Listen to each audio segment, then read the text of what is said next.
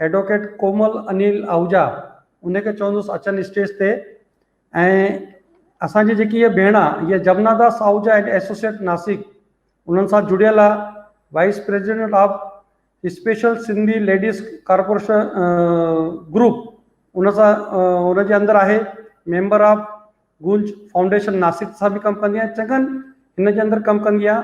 Please Komal ji खे खयो वञे।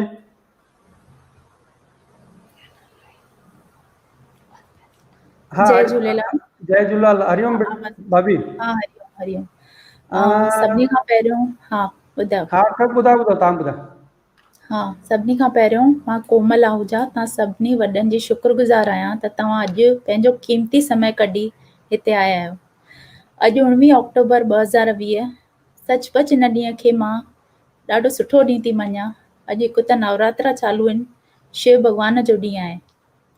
हिन सॼे हिंदुस्तान जी मुख्य सरकारी संस्था NCPSL पहलीन खातो भारत सरकार, शंकर एजुकेशन सोसाइटी ऐं पूज सिंधी पंचायत देवलाली इन्हनि संस्थाउनि तरफ़ां सिंधी समाज जो इतिहास तकरीर कड़े जी शुरूआत अॼु थी आहे।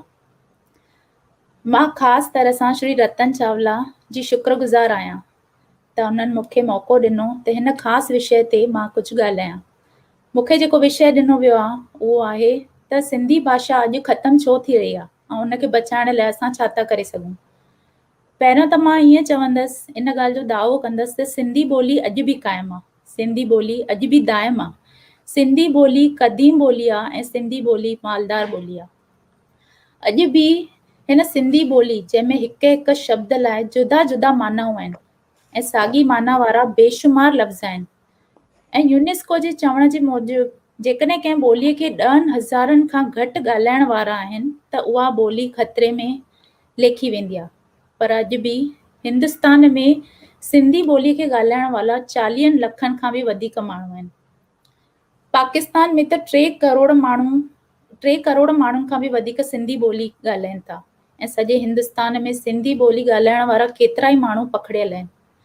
अॼु सिंधी माण्हू पंहिंजे घर में ॿारनि सां सिंधी या अंग्रेज़ीअ में था ॻाल्हाइनि ऐं जंहिंजो नतीजो अॼु असांखे ॾिसणु मिले थो। त मुंहिंजे चवण जे मूजिबि सिंधी ॿोलीअ जी अॼु जेका कंडीशन आहे उन लाइ असां पाण जवाबदार आहियूं। असांजी मादरी ज़बान हिकु अदबी ॿोली आहे।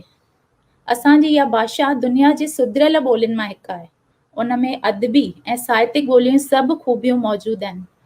मां उन ॾींहुं सिंधी ॿोलीअ ते रिसर्च करे रही हुयसि त मूंखे अचरज लॻो त हिकु जानवर उठ लाइ सिंधीअ में एतिरा जुदा जुदा लफ़्ज़ आहिनि जीअं त मयो, करियो, टांगो, ॾाकी, ॾोडो।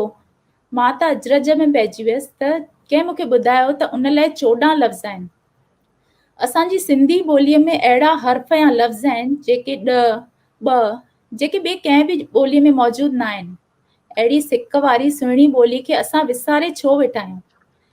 मूंखे नेल्सन मंडेला जो हिकु कोटेशन यादि थो अचे त if you talk to a person in the language he understands that goes to his head, but if you talk to a person in his mother tongue that goes directly to his heart. त सचपच अॼु असांजी हालत इन करे आहे because असां पाण सिंधी ॿोलीअ खे विसारे वेठा आहियूं। सभ खां पहिरियों कारण जेको मूंखे सम्झ में थो अचे त न्यूक्लियर कुटुंब या अकेला कुटुंब।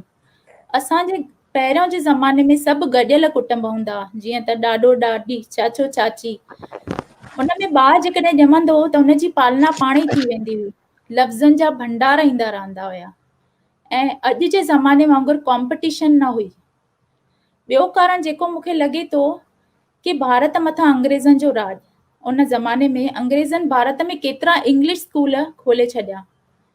लॉर्ड मैकॉल जी पॉलिसी भारतीय केतिरनि ई ॿोलियुनि में ज़ुर्म वरसायो। बेशक मां इन ॻाल्हि ते ज़ोर ॾींदसि त अंग्रेज़ी सिंधियुनि ॿोलियुनि जो भलो बि कयो। 1843 खां पोइ अंग्रेज़नि सिंधी ॿोलीअ खे सरकारी ॿोली बि तालीम कयो। टियों कारण मूंखे जेको लॻे थो उहो आहे सिंधियुनि लाइ को बि राज्य कान्हे। There is no state. चवंदा आहिनि त चैरिटी बिगिन्स एट होम। इन करे सभ खां पहिरीं असां सभिनी खे पाण सिंधीअ में ॻाल्हाइणु घुरिजे ऐं पंहिंजे ॿारनि खे बि सिंधीअ में ॻाल्हाए हुननि खे सिंधी सेखारणु घुरिजे। असां कुझु सिंधी लेडीज़ मिली करे कुझु कोशिशूं कयूंसीं जीअं सिंधी ॿोलीअ खे वाधारो मिले। असां 8 ॼणनि मिली SSLG group, Sindhi social ladies group जे नाले सां नासिक में हिकु ग्रुप ठाहियो, जंहिंजो मुख्य मक़सदु हो सभिनी सिंधी लेडीज़ खे अॻियां आणणु ऐं सिंधियुनि जो प्रचार करणु। असां WhatsApp ते बि ग्रुप ठाहियो आहे जंहिंमें 500 खां बि वधीक लेडीज़ असां सां जुड़ियल आहिनि। असां सभिनी वक़्त बे वक़्त सिंधी ॾिण जीअं त चेटीचंड, थधिड़ी मल्हाईंदा आहियूं ऐं उन्हनि सभिनी सिंधी लेडीज़ खे हिकु हंधि घुराए करे असां कुझु प्रोग्राम बि कंदा आहियूं, जीअं त सिंधी लेडीज़ लाइ मेडिकल कैंप, क्रिकेट मैच, ग़रीब ॿारनि लाइ फन फेयर या अहिड़ा केतिरा ई सिंधी ॾिण जेके कि असांजी अॼु जी जनरेशन विसरंदी थी वञे, उन्हनि ॾिणनि खे असां सभई प्रोग्राम मल्हाए करे सभई ॾिण यादि कंदा आहियूं ऐं यादि कराईंदा बि आहियूं। असांजे इष्ट देवता झूलेलाल जे बारे में बि असां चेटीचंड जे ॾींहुं ॿारनि खां सवाल जवाब ऐं कॉम्पिटिशन्स अरेंज करे इनाम बि ॾींदा आहियूं, जीअं उन्हनि खे प्रोत्साहन मिले ऐं पंहिंजे सॼी सिंधी ॿोलीअ जे बारे में सभु कुझु हू ॼाणे सघनि। असां SSLG जे द्वारा शिव शक्ति ग्रुप सां गॾिजी करे बि मेडिकल कैंप, संक्रांत जहिड़ा ॾींहं मल्हाए करे आदरणीय विजय महाराज ऐं सूरज महाराज जी बि मदद करण जी कोशिश कई आहे। SSLG जे हर प्रोग्राम में असांजो हिकु फंड रेस थींदो आहे। उहो असां ग़रीब सिंधी ॿारनि जी पढ़ाई, ग़रीब छोकिरियुनि जी शादी ऐं उन्हनि जी हर का मदद कंदा आहियूं जेका असांजे हथ में हूंदी आहे।